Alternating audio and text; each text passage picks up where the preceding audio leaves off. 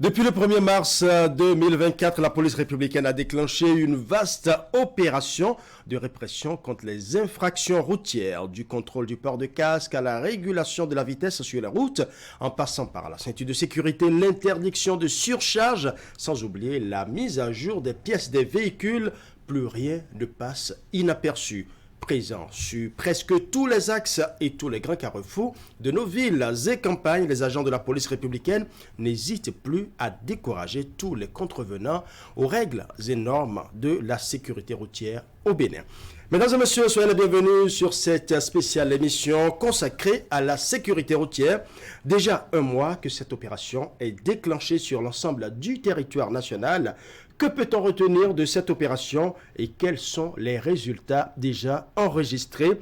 Avec moi en plateau pour en parler, Georges Anagonou, chef service communication et coopération au Centre national de sécurité routière. C'est le représentant justement du Centre national de sécurité routière sur ce plateau. Merci d'avoir accepté notre invitation. Bonjour Rich, bonjour aux amis sur le plateau et bonjour aux téléspectateurs. Et c'est un plaisir pour moi de revenir ici. C'est un plaisir partagé. Nous avons aussi Robin Akron-Bessi sur ce plateau. Il est le président de la Voix des consommateurs. Il est bien placé pour nous dire comment les populations vivent cette opération. Merci aussi d'avoir répondu à notre invitation. C'est avec plaisir et merci de nous avoir invités. Merci d'avoir initié cette émission. Je profite pour saluer mes co-débatteurs et nos concitoyens consommateurs. Ouais. Un invité spécial dans cette émission, Jean-Marie Aïpé, il est de la diaspora, il est un amoureux de la sécurité routière. Avec nous, avec vous, nous ferons une lecture croisée, c'est-à-dire du regard de la diaspora sur les réformes dans le sous-secteur des transports et surtout au niveau de la sécurité routière, notamment la répression sécuritaire qui a commencé récemment. Merci aussi d'avoir accepté notre invitation. Bonjour Monsieur Gaba, merci pour l'invitation. Eh bien, nous aurions voulu avoir la police républicaine justement sur ce plateau, mais à la dernière minute, nous sommes retrouvés sans les nouvelles de la police. Ceci étant, le décor est déjà planté. Nous allons tout de suite vous faire revivre l'ambiance qui a prévalu le 1er mars 2024.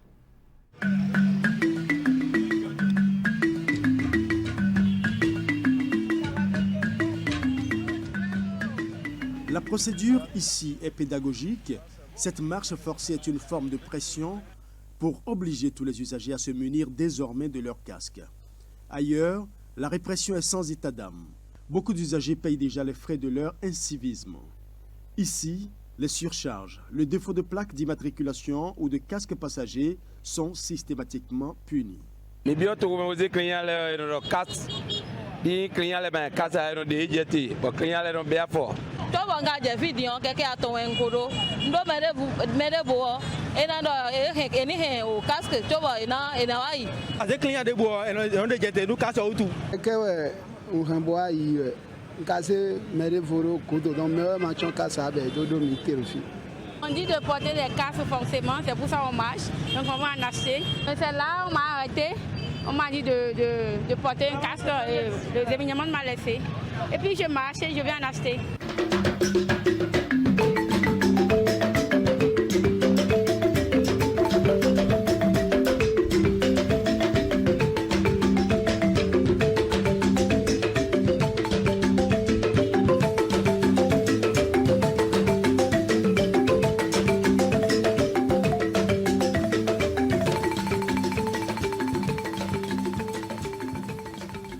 Bien que se reconnaissant fautifs, les usagers plaident pour un regard clément des autorités sur les frais de commercialisation des casques en République du Bénin.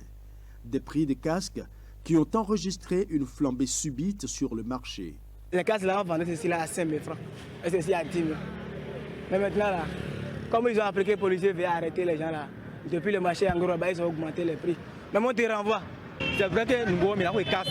Mais casques, ils lancent les casques, on est pris en Iwado. On met bien après. Il y a un casque qui mais quoi support et nous quoi ido. Maintenant, le casque, on a 7 000, 8 000. Comment garder? Il y a un problème de finances. Les clients, les gens qui cassent quelqu'un, ils ont bien. Donc, à l'hôtel, on a mis tout dehors. Les usagers, les gens cassent au haut. C'est devenu cher. C'est ça, c'est pour ça que les clients crient. C'est cher complètement. Et ce qui n'est pas bon aussi, ils ont augmenté les prix depuis là-bas. Ça n'avantage pas. Il y a de l'argent comme ça pour que chaque parent Un parent qui a au moins 5 enfants, est-ce que chaque parent peut acheter de casse à ses enfants, à tous ses enfants? On ne peut pas. Ça, là, moi, je soutiens ce que l'État fait, puisque c'est pour la sécurité de la population, des usagers. Mais on n'a qu'à voir et aller à petits coups. Mais avec ça, là, c'est pas bon. Le peuple souffre, c'est pas bien. L'opération est lancée sur l'ensemble du territoire national. La répression policière va se corser sur tous les axes routiers. Les usagers savent désormais que le rythme a changé et toute atteinte à la sécurité routière sera désormais punie avec la dernière rigueur. Voilà, retour en plateau avec les invités. Nous venons de revivre la scène du 1er mars 2024 avec le démarrage de cette opération de répression contre les infractions routières. Nous allons d'abord commencer par le bien fondé de cette vaste opération. Qu'est-ce qui a véritablement suscité une telle opération, Georges Anangonou? Vous savez, le test sur le port de casque dans notre pays date de 1972. C'était le conseil présidentiel en ce moment. C'était même pas la révolution, c'était 1972. Donc, depuis 1972, comme on a dit que nul n'est censé ignorer la loi, donc tous les Béninois sont censés savoir que le port de casque, lorsque vous êtes à moto, est obligatoire. Sauf que le test n'était pas vulgarisé. Vous allez me dire que la loi sur l'interdiction de vol n'est pas vulgarisée. Allez voler, vous allez comprendre, c'est pour ça. C'est comme ça que ça fonctionne dans une société. Et donc, lorsque ces tests existent aujourd'hui depuis 1972, pris par le Conseil, et que le Bénin n'a pas pris la mesure ou bien les différentes autorités n'ont pas peut-être pris la mesure de ce que peut entraîner et le non-port de casque, par exemple. Le non-port de casque, on a laissé, les gens se sont habitués, les gens ont pris le mauvais pli, d'accord?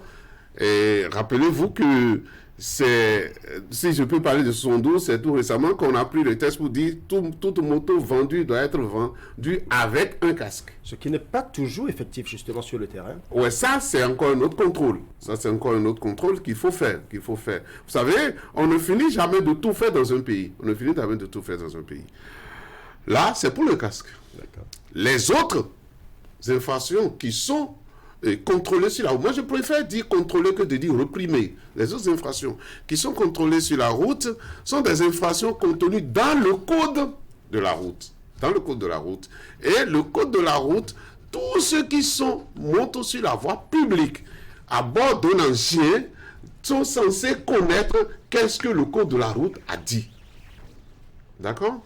Et donc, lorsque on voit aujourd'hui les Nations Unies et puis dans notre pays, nous sommes la dépense, ce que dépense l'État sur les conséquences de l'accident, de l'accident sur la route, le traumatisme crânien et tout ça, les différents traumatismes d'ailleurs. Ce que l'État dépense là-dessus, lorsqu'on fait le point, c'est autour de 3% de notre PIB aujourd'hui dans notre pays. J'ai entendu la dernière fois les Ivoiriens faire le point pour dire que ça leur coûte 7% de leur PIB. Et par conséquent, qu'il faille faire quelque chose qu'il faut faire ce qu'il faut pour que les gens puissent commencer par respecter le code de la route. Donc vous voyez, pendant longtemps, nous avons traîné. Et les gens ont surfé sur quoi? Sur le laxisme de l'État. Et donc, à un moment donné, il faut prendre des responsabilités. Et moi, nous avons tellement de raisons de prendre nos responsabilités en ces temps-ci. En fin d'année dernière, l'OMS a publié ce qu'on appelle le rapport de situation sur l'accidentologie dans le monde entier. Et nous étions à 1,3 million de morts dans le monde entier par an.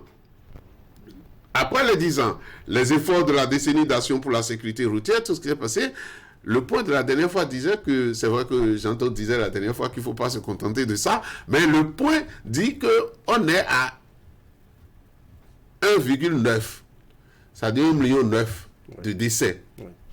à l'année. Cela veut dire que quelque part, la tendance est baissière. Mais là où c'est dangereux, c'est que dans les pays sous-développés, dans les pays comme les nôtres, ou les pays asiatiques, il y a eu alors augmentation de 17%. Lorsque vous êtes spécialiste de la sécurité routière, et qu'on vous dit que le mot d'ordre des Nations Unies, c'est que nous devons suivre la tendance baissière. Oui. On a senti une volonté politique pour pouvoir contrôler justement les infractions sur la route, puisque vous avez dit vous préférez utiliser le mot contrôler plutôt que réprimer. Oui. Donc il y a eu cette volonté qui a été manifestée Absolument. Au temps du général Mathieu Kérékou. Dans le temps, on a constaté au temps de Nicéphore Dieudonné Sogolo, c'est revenu aussi. Oui. C'est revenu encore au temps de Yahi Boni et quelques mois seulement ou quelques années seulement avant le second mandat. Rapidement, ça a été reclassé. Pourquoi maintenant Oui, puisque vous demandez... Oui, c'est les raisons que je suis en train de vous évoquer. Plus beau journée de la loi existe depuis 1972. Oui. D'accord, sur le port de casse, par exemple, les infractions de la route existent depuis que le code de la route existe. Et puis, le premier test sur le code de la route chez nous, au Bénin, a été pris en 1956 par le gouverneur. Nous avons aujourd'hui, le gouvernement a demandé d'actualiser, nous avons presque terminé, et donc la loi pourrait passer pour que le Bénin puisse avoir sa première génération de code de la route. Ouais. D'accord? Lorsque vous êtes en face de tous ces problèmes, eh bien, l'État a besoin de prendre des mesures. Et comme on le dit, ces mesures sont accompagnées d'une volonté politique. On prend souvent l'exemple de la France pour le dire, et d'ailleurs Jean-Claude l'a fait la dernière fois, où les Français étaient à plus de 17 000 morts par an. Cette année-ci, ils sont à 3 000 morts. Vous voyez combien de vies sauvées? De 17 000, on est tombé à 3 000. Mais on a baissé, on a réussi à baisser. Pourquoi? Parce que c'est Jacques Chirac qui, en voyant une illustration donnée par nos collègues de la sécurité routière en France, ont démontré qu'une année là, c'est toute une commune qui décède pour la sécurité routière. Ah, le président Jacques Chirac, c'est pas possible. Il faut qu'on fasse quelque chose. Donc là, la volonté politique est sortie. En ce moment, il avait comme ministre de l'Intérieur un certain Nicolas Sarkozy. Et vous connaissez la suite de la répression en France par rapport aux infractions au code de la route. Oui. Parce que qu'est-ce qui cause un accident? Ce sont les infractions au code de la route. Nous pouvons nous réjouir aujourd'hui que dans notre pays, il y a la volonté politique. Parce que moi, vous savez, j'étais resté dans un cabinet d'un ministre, en tant qu'assistant de ministre. Et le Centre national de sécurité routière, à ce moment-là, avait pris un test sur l'obligation de port de casque dans notre pays. Ça fait un test interministériel. Et donc, nous, on a introduit le test. Et j'étais au cabinet lorsque c'est un militaire qui est venu avec le conseiller. En fait, le conseiller d'un ministère, je ne donne pas le nom du ministère, et on écrit sur le dossier qu'il faut que nous cachions ce test-là d'abord. De laisser ces tests-là d'abord. Pourquoi? Parce que la répression, le contrôle, s'il commençait en ce moment-là, eh bien, ne fait pas du bien à l'homme politique. Voilà. Parce que ça diminue l'homme politique. Donc, vous voyez, il y a tellement de raisons qui ont fait que nos autorités ont pris la mesure de ce qui se passe. Nous allons revenir justement sur la volonté politique. Eh bien, Robert Robessi, vous êtes le président de la Voix des consommateurs. C'est vrai que c'est un test qui date de plus de 50 ans, mais on a remarqué un truc juste 3 semaines après la rencontre avec du directeur général de la police républicaine avec certains usagers de la route. Juste 3 semaines et après, la répression proprement dite a commencé. C'est vrai qu'il y avait des séances de sensibilisation un peu plus tôt, mais ça se faisait de façon éparse. Est-ce que les populations n'ont pas été prises de coup par cette vaste opération? Merci beaucoup. J'ai suivi avec grande attention les interventions de M. Anagonu. Et je pourrais dire que ce qui a choqué les populations, c'est d'abord, comme heureusement il l'a relevé, c'est le terme qui me paraît un peu déjà rébarbatif. Répression. Vous savez, peut-être qu'en s'en tenant au dictionnaire, on pourrait se dire, bon, c'est le fait d'empêcher une tendance, un mauvais comportement. Ouais. Mais quand vous allez regarder les synonymes de répression, ça veut dire châtier, ça veut dire punir.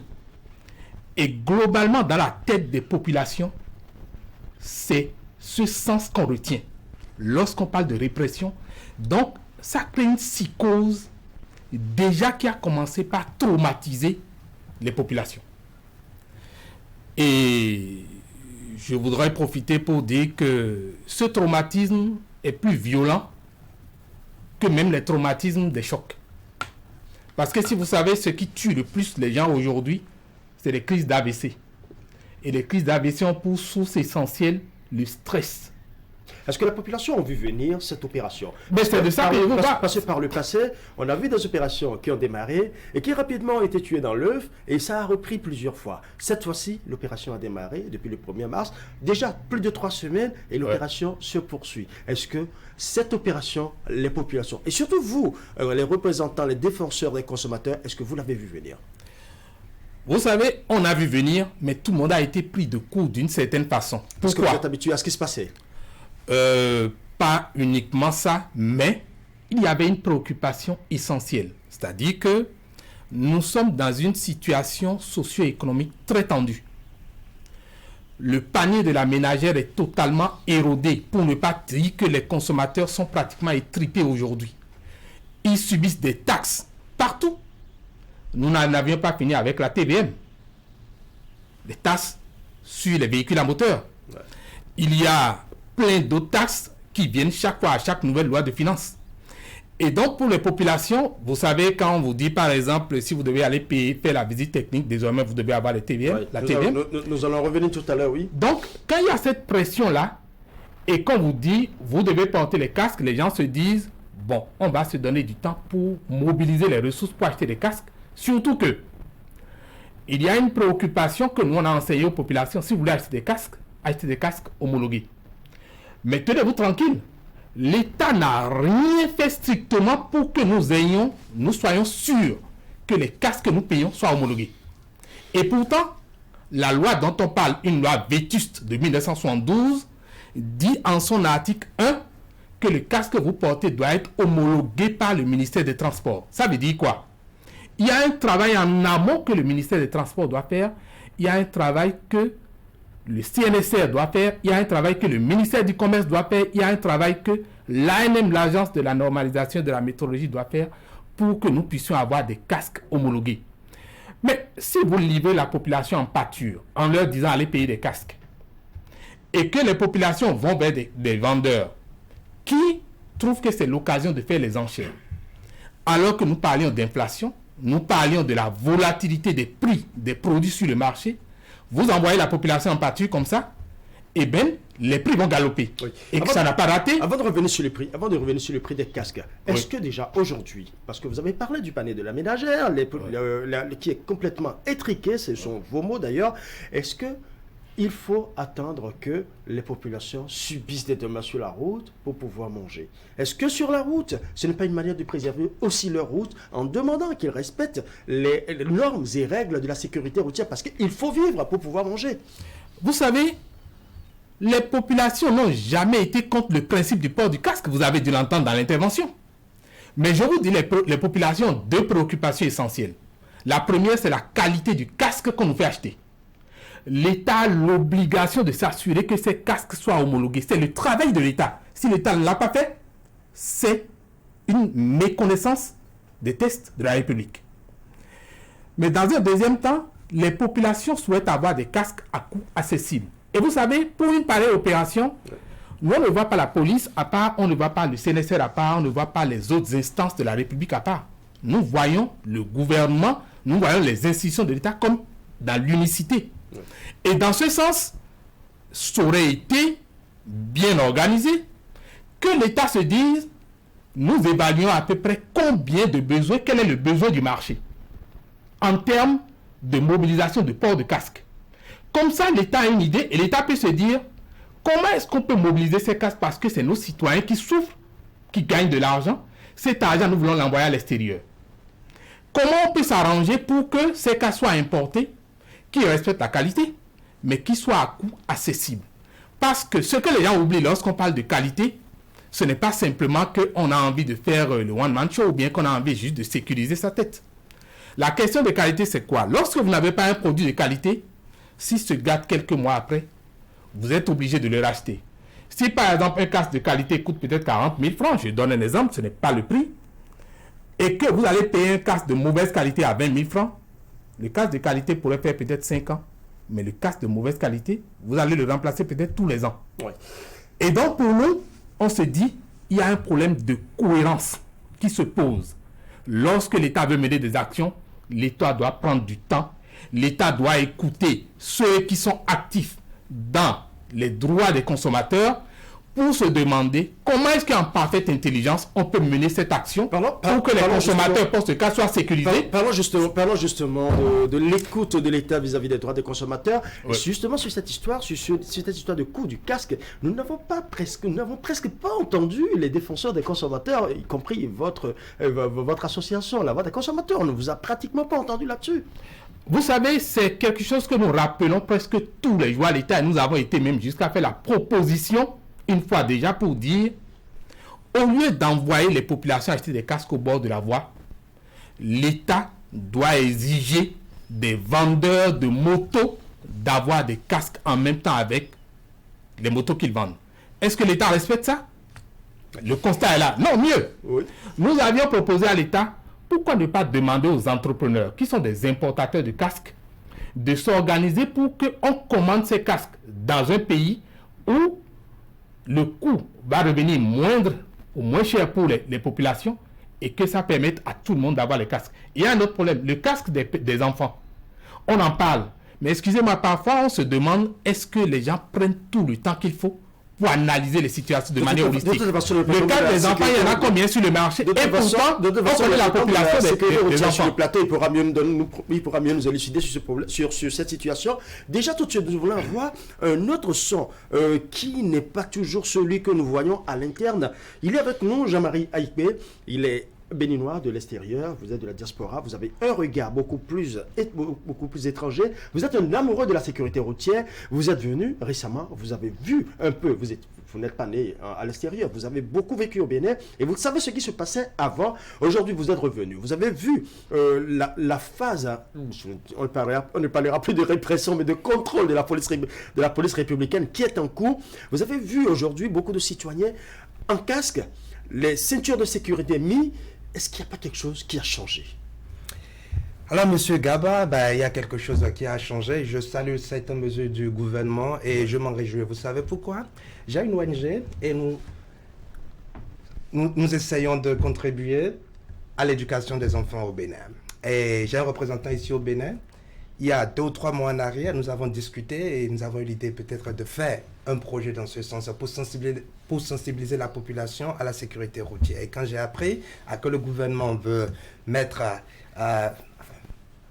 ce contrôle au Bénin, j'ai apprécié la décision. Parce que quand on parle de la sécurité routière, ça concerne des individus. Ça concerne la sécurité de tout le monde. Parce que si quelqu'un fait un accident, cette personne peut être blessée et même mourir. Du coup, j'apprécie. Et chez nous en Allemagne, vous savez comment ça se passe. Vous avez dit que la loi a été introduite, que cette loi existe au Bénin depuis 1972. En Allemagne, le port de casque est obligatoire depuis 1976. Et toute moto qui roule à plus de 20 km à l'heure, enfin quelqu'un qui roule une moto à plus de 20 km à l'heure doit mettre un casque. C'est obligatoire. Si vous ne mettez pas votre casque, si vous vous faites arrêter par la police, vous allez payer une amende. Je ne sais pas si vous êtes au courant, mais il y a un système de points en Allemagne. Si vous avez votre permis, déjà pour conduire une moto qui dépasse 20 km, il faut avoir un permis de conduire. Si vous avez votre permis et si vous faites arrêter par la police parce que vous n'avez pas votre casque, 2 ou 3 fois, on peut vous enlever un point. Et si on vous rattrape une autre fois, si vous continuez, peut-être que vous pouvez perdre votre permis. Donc, ce n'est rien de nouveau pour moi et je trouve vraiment cette mesure salutaire. Toutefois, comme M. Akrombesi l'a dit, la qualité du casque, c'est important. J'ai aussi acheté un casque. Récemment, quand je suis venu au Bénin, je me suis posé la question, qu'est-ce qui va se passer si jamais ce casque, si je tombe avec ce casque? Je ne sais pas si ma sécurité est garantie. Donc, je pense que le gouvernement mène des réflexions dans ce sens et vu que, M. Akrombesi, je suis sûr que vous êtes déjà en échange avec différentes autorités de notre pays, j'espère qu'on va trouver une solution Oui. On a comme l'impression qu'il y a la peur du gendarme qui doit obligatoirement accompagner les populations à améliorer les choses. Il y a quelques mois, ce n'était pas ça. Parfois, même devant le policier, il y a des usagers qui circulent sans casque, qui circulent même, qui roulent, mais qui ne respectent même pas leur couloir de circulation. Mais aujourd'hui, avec le positionnement des agents de la police républicaine sur presque tous les artères de Cotonou et dans des grandes villes d'ailleurs, on constate que maintenant, cette peur du policier emmène les populations à se discipliner. Est-ce qu'il faut nécessairement la présence des forces de sécurité pour pouvoir discipliner les citoyens? Je dirais malheureusement oui, parce que d'après mes expériences, d'après mon observation, au Bénin, nous ne sommes pas habitués à respecter une loi promue. On ne comprend pas des fois une loi qui va dans notre sens, qui ne nous arrange pas, on se dit non, on fait comme on veut. Et je pense qu'avec cette présence, ça oblige les citoyens à respecter ces décisions. Parce qu'en premier, vous savez, ces décisions, c'est une décision impopulaire que le gouvernement a prise. Parce qu'on oblige les citoyens à acheter un casque. C'est vrai, M. Akrombessi l'a dit tout à l'heure, la ménagère n'a pas forcément les moyens financiers pour s'acheter un casque. Mais à partir du moment où on l'oblige, elle doit le faire. Mais théoriquement, à mon avis, je pense que ça aurait été mieux si tout citoyen prend conscience et se dit, oui, il y a l'obligation du port de casque, mais en premier lieu, il s'agit de ma propre sécurité. Mais il y a des séances de sensibilisation en amont. Il y a des séances de sensibilisation, mais apparemment, bon, je ne sais pas, je n'étais pas là. Peut-être que M. Akrombessi ou M. Anagonou peuvent mieux s'exprimer là-dessus, mais je pense que ces sensibilisations n'ont pas porté leurs fruits.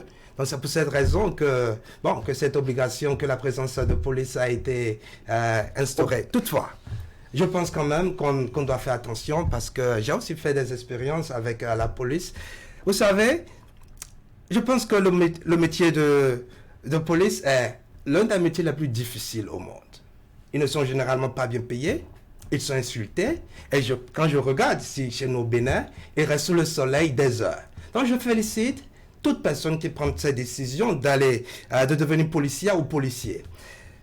Mais j'ai quand même fait des expériences dans la circulation qu'il y a quelques policiers qui exagèrent.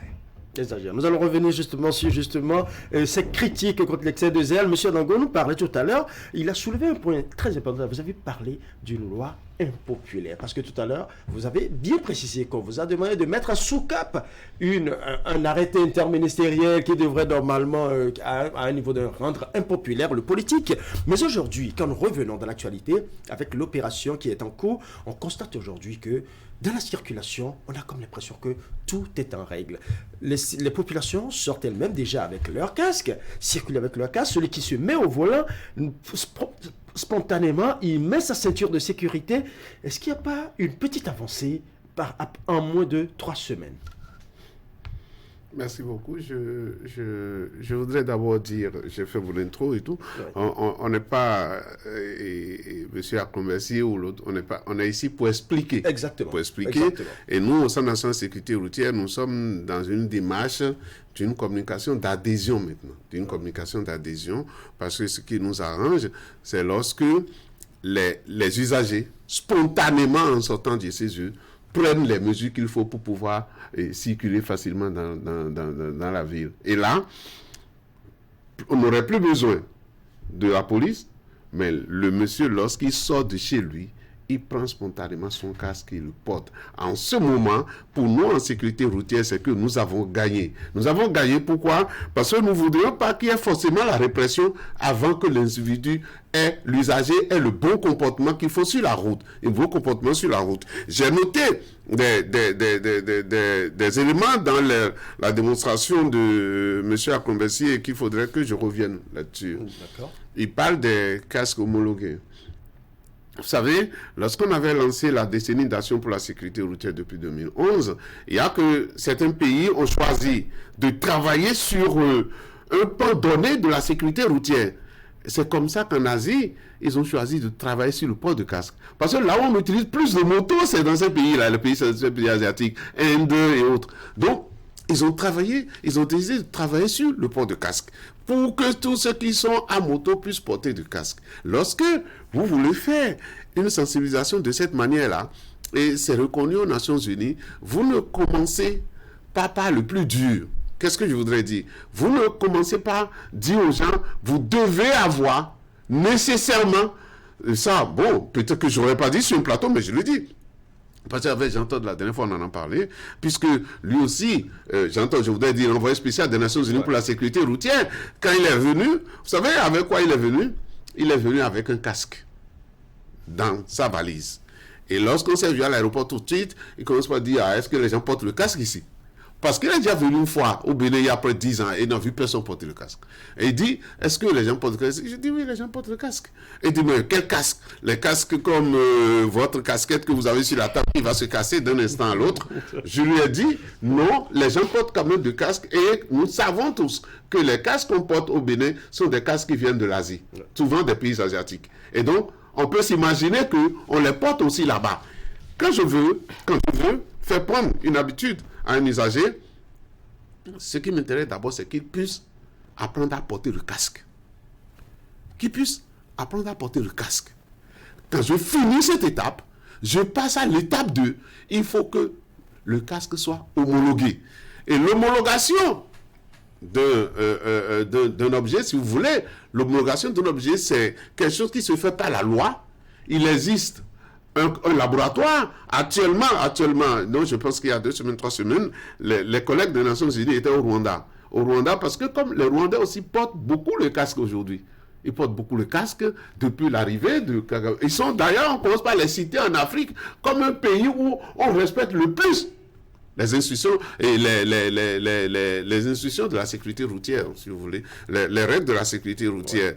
Et donc, ils portent aussi les casques comme ce que nous portons ici. Et lors d'une visite là-bas, j'entends dire qu'il a dit, mais Monsieur le Président, on porte les casques, mais il y a ce qu'on appelle les casques homologués et les casques ordinaires, les casques non homologués. Et le Président dit, je ne savais pas que porter le casque, là, il y a encore une différence. Et il dit oui.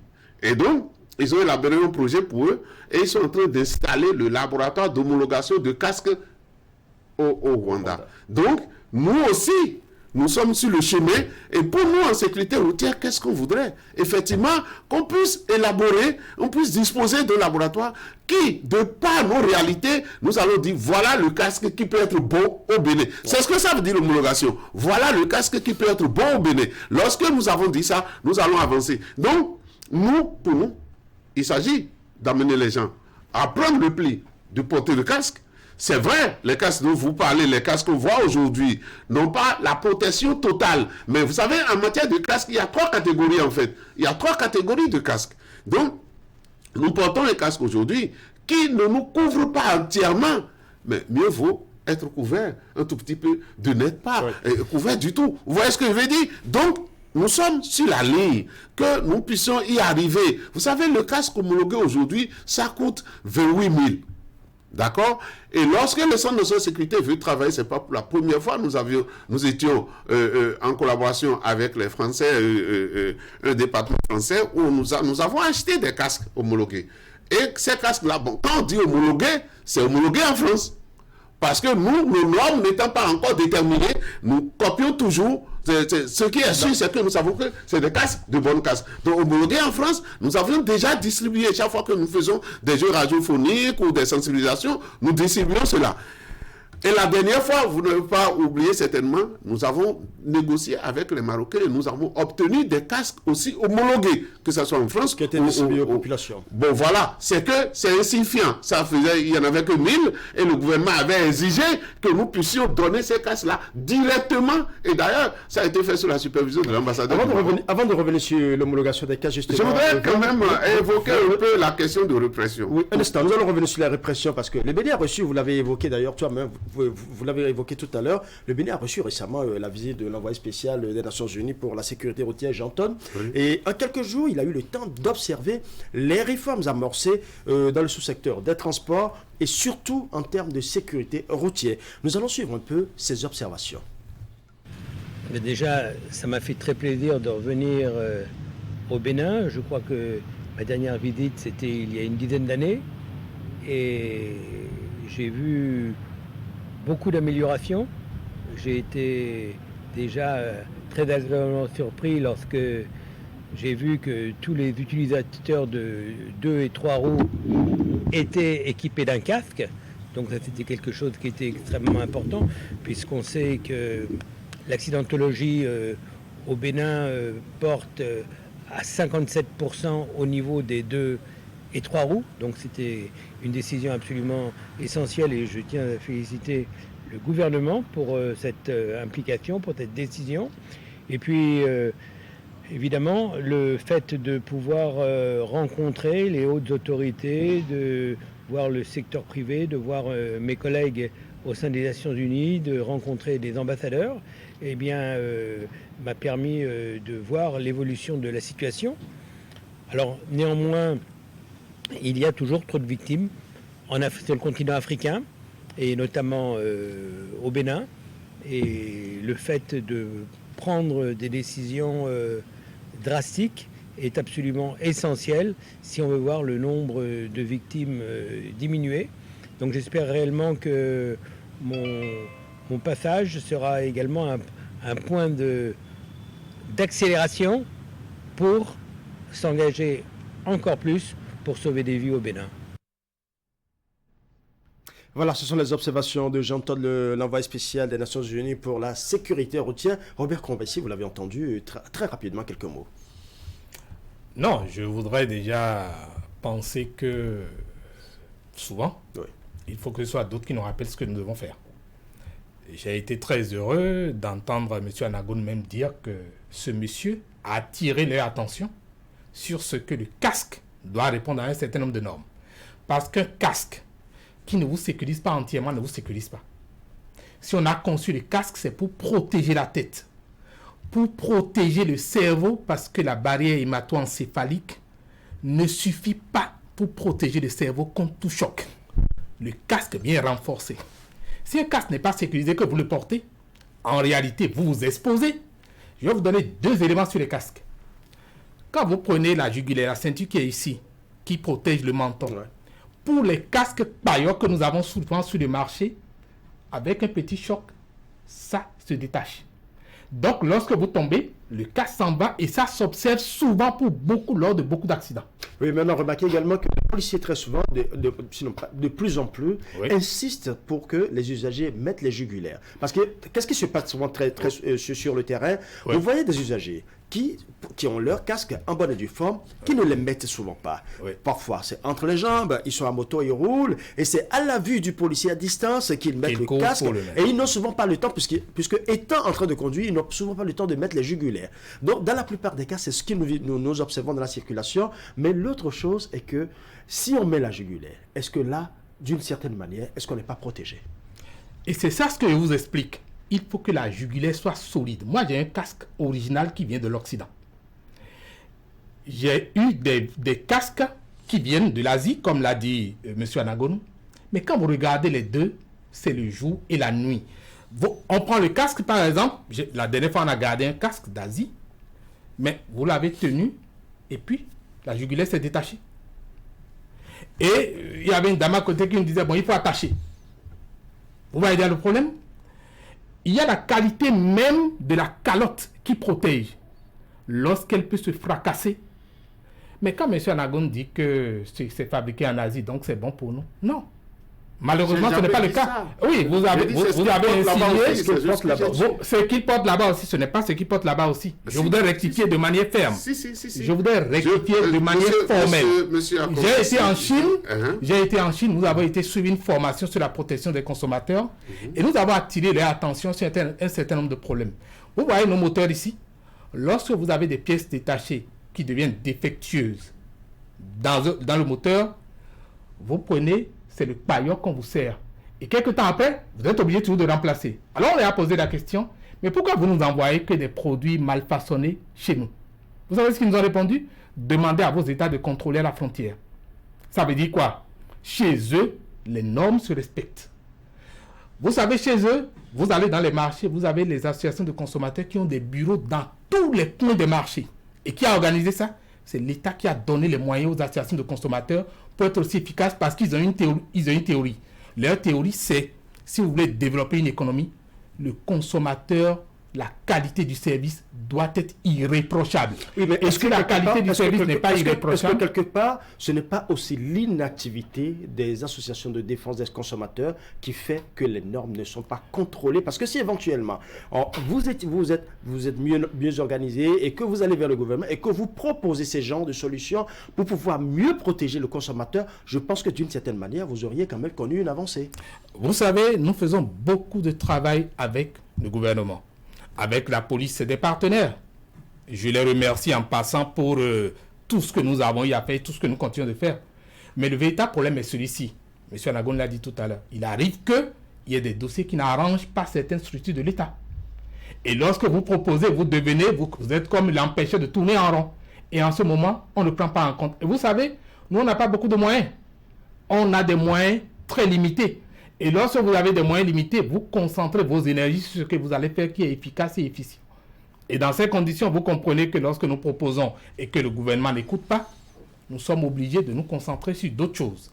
Aujourd'hui, notre priorité, c'est au détriment des consommateurs. Et je vous l'ai dit, aujourd'hui, notre priorité, c'est que les gens trouvent à manger parce que l'inflation est telle que les gens ont du mal à avoir un repas quotidien, les gens ont du mal à manger à leur faim. Et pour nous, c'est la priorité aujourd'hui. Nous travaillons sur comment faire pour qu'il y ait des épiceries sociales partout. Mais dans le même temps, nous rappelons au gouvernement que laisser des individus vendre des casques à des prix onéreux, à des prix qui sortent de l'entendement, c'est exposer la population à plus de vulnérabilité. Aujourd'hui, il y a des statistiques sur le niveau de vulnérabilité de notre population. Allez consulter l'INSTAD, allez consulter la direction de l'économie, allez consulter les documents du PNUD. Vous verrez que notre population se trouve à près de 50% de taux de vulnérabilité. Jean-Marie Aïpé, vous êtes de la diaspora, vous voyez un peu comment ça se passe à l'extérieur et vous avez un regard beaucoup plus étranger par rapport à la situation. Est-ce que déjà, si l'association de consommateurs se mettait beaucoup plus en action, est-ce que d'une certaine manière, l'usager qui utilise ces casques ne serait pas mieux protégé? Absolument. Bon, je ne sais pas toutes les actions. Je ne connais pas toutes les actions que vous avez menées dans le passé. Je parle de M. Akrombessi et son équipe. Mais moi, je souhaite que les usagers comprennent que cette loi est beaucoup plus pour leur sécurité. C'est vrai, tout n'est pas parfait. Je dirais que c'est peut-être une expérience de la part du gouvernement. Donc, on prend en compte tout ce qui ne marche pas. Par exemple, la qualité du casque. Donc, le gouvernement doit apporter des solutions au mécontentement de la population. Mais en général, oui, si M. Akrombessi, je dirais si vous allez beaucoup plus sur le terrain, échanger avec les usagers, s'ils comprennent vraiment que c'est leur sécurité. Parce que, prenons l'exemple d'une famille au Bénin. Il y a un membre qui nourrit la majorité de la famille, et même aussi sa belle famille. Un homme qui est marié, il va non seulement nourrir sa propre famille, mais aussi peut-être sa belle famille. Beaucoup de bouches à nourrir. Beaucoup de bouches à nourrir. Et imaginez un instant que cette personne passe un accident et quelque chose de grave lui arrive. Donc, lui qui était la source financière de différentes familles ou de toutes ces bouches, n'aura plus l'occasion de les nourrir et qui sait ce que ses membres vont devenir dans le futur. Donc, je pense vraiment qu'on doit tous prendre conscience et comprendre que c'est pour notre sécurité. Oui. Je m'excuse. Il y a un petit problème. Il ne faut pas qu'on oriente le débat dans le sens de les consommateurs ne veulent pas porter le casque. Ce n'est pas du tout ça le débat. On est en train de déplacer le débat. Le débat, c'est les consommateurs veulent porter des casques qui les sécurisent véritablement et non pas des camelotes. C'est ça le problème pour nous. Nous ne voulons pas des camelotes à des coûts onéreux. Nous voulons des casques qui nous sécurisent, que nous puissions payer à des coûts accessibles. Une observation de M. Akrombessi, M. Anagono. Je voudrais qu'on fasse le même débat. Oui. Je ne fais pas le même débat avec M. Akrombessi. Oui. C'est normal, il est dans son rôle. Vous voyez, il représente les consommateurs. Oui. Et aujourd'hui, les casques de 7 000, les usagers trouvent déjà que c'est cher.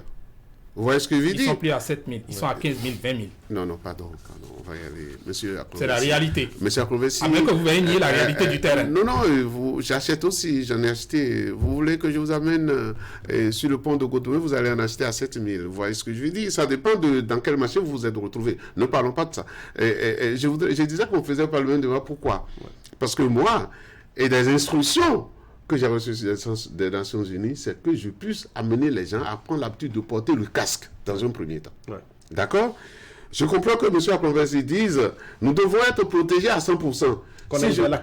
Si je le suis à 50% par rapport à 0%, que c'est la même chose. Moi, je n'avais pas cette conception. Non, je n'ai jamais dit ça. D'accord, ok. Vous êtes en train d'insinuer autre chose. Non, j'ai dit, nous voulons porter des casques, c'est une obligation de la loi, c'est nécessaire pour la sécurité. Si vous dites ce que je n'ai pas dit, je vais le corriger. Nous voulons porter des casques, pour la loi, c'est pour la sécurité, mais nous voulons des casques de bonne qualité. On va laisser terminer. Oui, technique, c'est pour ça que je suis en train de parler. Vous imaginez que les gens portent des casques qui trouvent aujourd'hui.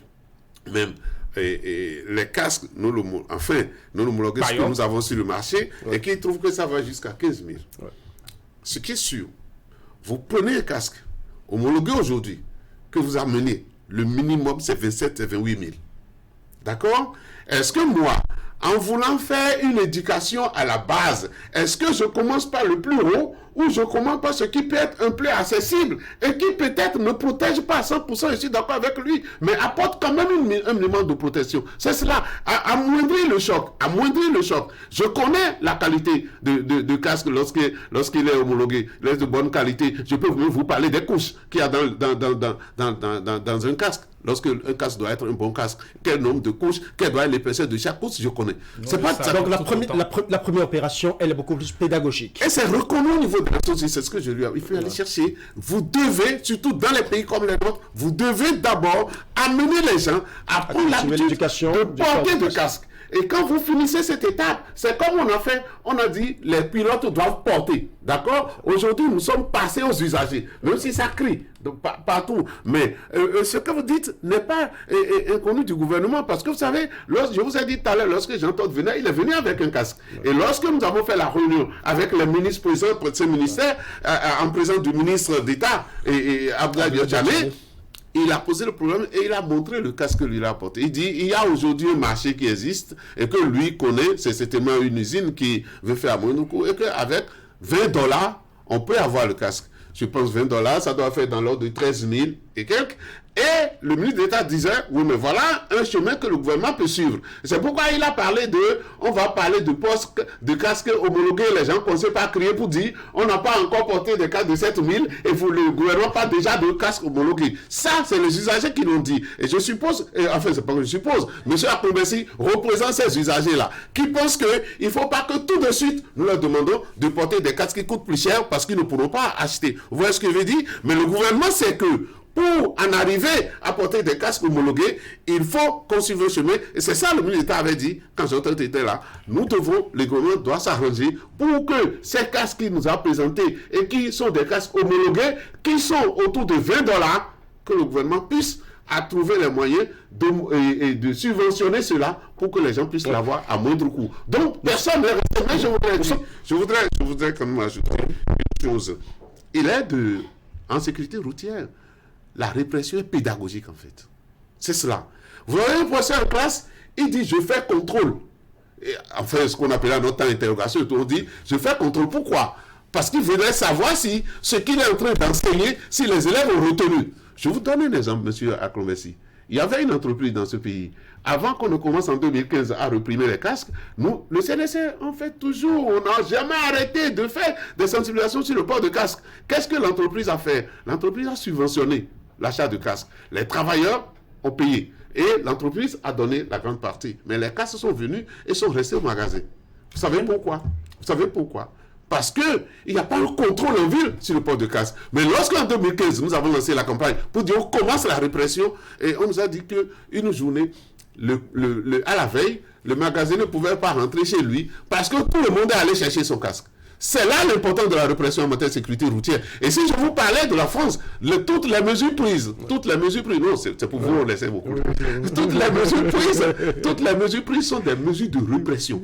D'accord? Lorsque vous allez être chez vous et recevoir l'amende comme quoi vous avez fait excès de vitesse, vous payez l'amende, on vous enlève des points sur votre permis et avoir le permis là-bas. Donc les mesures de répression les mesures contraignantes en sécurité routière sont obligatoires. Pourquoi? Parce que nous travaillons sur des hommes. Je vais à l'âge, justement, M. Anagono, je vais essayer cette dernière partie, parce que là, nous sommes beaucoup plus focalisés sur les casques. Oui. Mais il n'y a pas que les casques dans cette opération de contrôle de la police républicaine. Il y a les casques, il y a également les ports de ceinture de sécurité. Il y a un aspect important que nous n'avons pas encore évoqué sur ce plateau, les excès de vitesse. Ouais. Et c'est justement sur ce point que j'aimerais maintenant que chacun de vous se prononce, parce que là, on retient une chose, les casques sont importants. Pour l'instant, on va parler soit de la qualité après, ou soit parler encore du prix après. Mais aussi, les excès de vitesse, c'est encore un autre schéma. Et on constate qu'il y a des radars qui sont sur la route, mais chaque jour, chaque fois que les radars sortent, il y a toujours des gens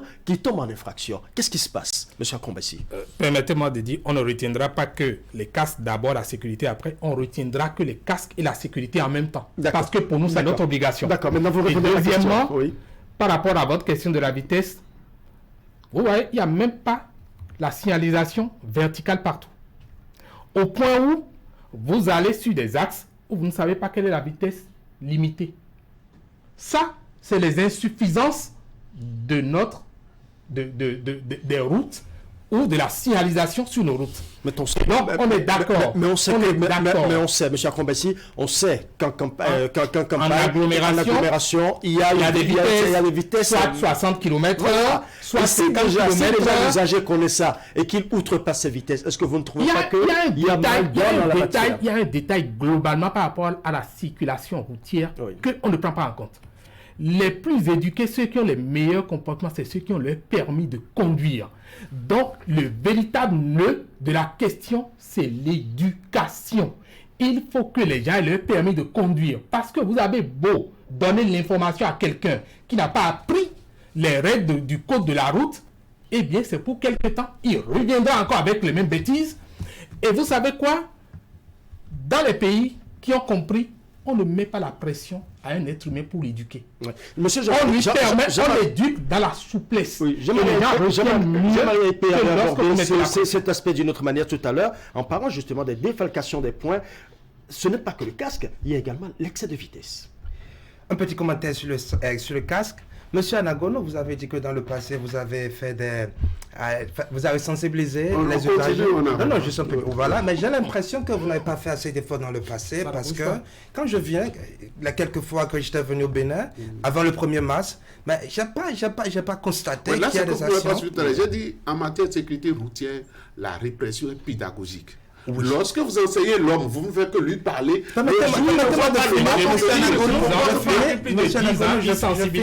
Je finis. Ou bien vous n'avez pas suivi. Ou bien allez-y rapidement. Je vous prie de faire plus d'efforts parce que vraiment, il faut aussi aider les consommateurs. Voilà, donc. Alors, en ce qui concerne l'excès de vitesse, monsieur, vous savez, le dimanche dernier, j'ai fait une expérience. J'étais à Porto-Novo, j'étais en visite avec un ami. Et quand on quittait Porto-Novo pour Cotonou, nous avons été arrêtés pour excès de vitesse. Bon, si on est arrêté et si on a accéléré, c'est normal qu'on paie cette amende. Mais le chauffeur qui nous conduisait a exigé des policiers de regarder la vidéo et de voir. Voilà. Enfin, il m'a expliqué qu'il a le droit de voir les tableaux. Mais les policiers le lui ont refusé. Pourquoi? C'est pas normal. Ils ont refusé. Et moi-même, j'étais allé voir les policiers parce que nous avions un rendez-vous à Cotonou, donc nous étions déjà presque en retard. Et j'ai essayé d'échanger avec les policiers, de m'expliquer la procédure. Il y a un des policiers, je crois que c'est celui qui menait le chef de mission, il a commencé par m'intimider. Il a commencé par crier sur moi. Et je trouve déplorable que des policiers, je sais qu'il y a beaucoup de policiers qui font très bien le boulot, mais il y a quelques-uns qui exagèrent. Et vraiment, monsieur Anagono, je vous prie de revoir aussi cette phase. Justement, les gens ont beaucoup parlé d'un semblant d'excès de vitesse au niveau de la police républicaine. Et d'ailleurs, on a vu un communiqué du directeur général de la police républicaine qui est sorti récemment pour rappeler certains de ses collaborateurs à l'ordre. Effectivement, à ce niveau, est-ce qu'il n'y a pas quelque chose à faire pour un peu atténuer, pour que l'opération soit vraiment beaucoup plus un visage humaniste? C'est une expérience humaine. Ouais. C'est-à-dire qu'il s'agit des hommes. Et quand il s'agit des hommes, il y en a qui ont des comportements déviants. dans une situation donnée. D'accord? Ce comportement déviant, c'est ça que le communiqué du directeur général de la police républicaine est venu relever pour dire, nous avons des inspecteurs aussi qui passent, et lorsque les gens appellent et qu'ils dénoncent, on doit pouvoir les sanctionner. Mais je voudrais dire à mon ami AIP qui vient d'Allemagne que vous savez que c'est comme ça que ça se passe en Allemagne. Vous êtes à la maison et vous recevez votre verbalisation. Mais j'ai le droit de me plaindre. Non, attendez. Et quand vous recevez, vous écrivez, d'accord, à la structure. Et en ce moment, on essaie de vous apporter les preuves, d'accord. Je ne défends pas, mais vous êtes sur la route. Il y a plein d'usagers qui attendent, d'accord. Et le policier n'a pas arrêté tout le monde. Il n'a pas arrêté tout le monde. Donc, si ça tombe sur vous, c'est que certainement l'appareil a signalé que vous avez des choses. Mais nous ne pouvons pas, lorsque nous sommes en train de gérer la circulation, de montrer la preuve à tout le monde. D'accord? Attendez, de montrer la preuve à tout le monde. Parce que c'est un appareil qui prend beaucoup de gens. Lorsque vous allez les voir, il faut qu'ils défilent jusqu'à arriver sur notre numéro de véhicule. C'est le droit de l'usager de demander et à avoir la preuve que lui aussi, il a changé. Moi, parfois, des chauffeurs m'ont conduit, on a fait essai de vitesse et on a contesté. Une fois, par exemple, on était à 56 km/h, là où c'est limité à 50. Vous savez, la police, c'est comme ça fait. Pour le dynamomètre, on donne une marge de 5 km/h. D'accord? Au lieu de vous arrêter quand vous avez dépassé 50, on ne vous arrête pas. Quand vous avez dépassé 55, on vous arrête. D'accord? Et on a dit, mon chauffeur insistait, j'ai dit, tu as fait. Il dit non. On l'a amené vers l'appareil. On a défilé. Et il a vu 56 km/h. D'accord? Donc, le travail se fait dans la mesure où on peut apporter, c'est-à-dire la justice possible. Parce que lorsque vous portez plainte et que vous insistez et qu'on vous montre, et qu'un temps peut-être tu étais à 40 km/h, cela veut dire que le policier il a mal fait son travail. Et il pourrait avoir des sanctions pour ça. Ouais. Vous voyez ce que je veux dire? Chers invités, nous sommes ici pour faire le bilan d'un mois d'intervention sur le terrain, mais aussi, c'est aussi une occasion idéale pour faire des observations afin que l'opération se déroule dans de bonnes conditions. Tout de suite, parce que le temps qui nous est imparti tire à sa fin, quelles sont vos doléances? Parce que vous avez déjà relevé ce qui ne va pas. Quelles sont vos doléances? Nous allons commencer par M. Akrombessi. Je voudrais commencer par dire que s'agissant de la signalisation verticale, c'est important parce que ça peut faire office de litige de contentieux. Ouais. Lorsque je suis dans une zone où j'ai la signalisation verticale, je peux contester en me basant sur ça. Lorsque je ne l'ai pas, je n'ai aucun élément de contestation. Ils seront libres après de dire c'était telle vitesse qui s'impose. Ouais. Mais autre chose, vous savez, tout le monde veut sa sécurité. Le premier droit du consommateur, c'est le droit à la sécurité. Et ce droit dit quoi? Que ça doit protéger sa vie, ça doit protéger sa santé, ça doit protéger son équilibre financier. Ouais. Et donc, pour nous, dans la mise en œuvre de ces mesures qui concernent la sécurité due au public, nous attendons de l'État que l'État mette une parfaite intelligence dans la mise en œuvre afin que les intérêts du consommateur soient pris en compte. Parce que s'il est déséquilibré financièrement, il sera plus un agent économique efficace. Ouais. Et nous avons besoin de gens en bonne santé, mais financièrement équilibrés aussi. Jean-Marie Aïpé. Monsieur Gaba, d'abord, je voudrais demander aux usagers de comprendre que ces mesures qui ont été prises ne sont pas pour les punir, pour les sanctionner, mais c'est beaucoup plus pour leur sécurité. Ouais. De nos échanges, de nos entretiens, nous avons compris qu'il y a encore des efforts que le gouvernement doit faire. Monsieur Akrombessi a nommé quelques points. Et je pense aussi que le gouvernement prend note de tout ce qui se dit. Et je suis convaincu qu'il travaille déjà à nous proposer des solutions, bien à améliorer ces mesures. Et personnellement, vu qu'il s'agit de la sécurité routière, je voudrais d'ailleurs demander au gouvernement de voir comment ils peuvent vraiment désormais contrôler le permis. Parce qu'aujourd'hui, vous savez, le comportement, même s'il y a des mesures de sécurité routière, il y a aussi le comportement des usagers qui est important. Il y a beaucoup de personnes qui conduisent alcoolisées. Il faut trouver une solution. Donc je dirais aussi qu'il faut que le gouvernement mène des actions dans ce sens pour contrôler les chauffeurs alcoolisés. Et je voudrais aussi demander au gouvernement de voir s'il n'y a pas un moyen de développer un transport en commun. Nous avons besoin des alternatives pour faciliter la vie aux usagers. Ouais. Jean-Jean Ngonou. Oui, bon, je voudrais d'abord dire que cette opération a un très bon bilan. Ouais. D'accord. Nous étions dans un pays où les passagers ne portaient pas du tout de casque. Même les pilotes, quelquefois, aujourd'hui, de par cette action du gouvernement, vous allez même dans les coins les plus reculés de notre pays, le port de casque est une réalité aujourd'hui, et pour le pilote et pour le passager. Et ça, pour y arriver, comme je vous le disais, la volonté politique a existé. Rappelez-vous, quand on annonçait cette opération dans ce pays, nous avons tout entendu. Nous, de la sécurité routière et la police, on a tout entendu. On a menacé. On a dit ceci. C'est par rapport à ça que quand je vous ai dit tout à l'heure que le gouvernement a retiré le décret, c'est par rapport à ça. Mais ce gouvernement-ci, étant un gouvernement de fermeté, de rigueur, on est resté ferme. Et aujourd'hui, en sécurité routière, si je peux sauver la vie de 2 personnes, je dis que j'ai fait un travail utile. Si l'opération qui existe aujourd'hui permettra, dans un avenir où on va faire les statistiques, de dire nous avons moins de traumatismes carrières dans les urgences, c'est que le gouvernement aurait fait œuvre utile et que les usagers puissent savoir que ce que nous sommes en train de faire, ce qui nous fait plaisir en sécurité routière, c'est lorsqu'il n'y aurait plus du tout de policiers sur la route et que tout le monde se mettra quand même à porter ton casque, que tout le monde se mettra quand même à respecter les règles du code de la route. Alors, en ce moment-là, nous aurons gagné. Ça existe. Vous allez dans les pays nordiques, en Europe, c'est des pays qui ont, parfois, en une année, ils ont 0 mort, ou bien peut-être 10 morts sur la route, tandis que nous, on a déjà dépassé les 1000 morts. Mon directeur a l'habitude de donner,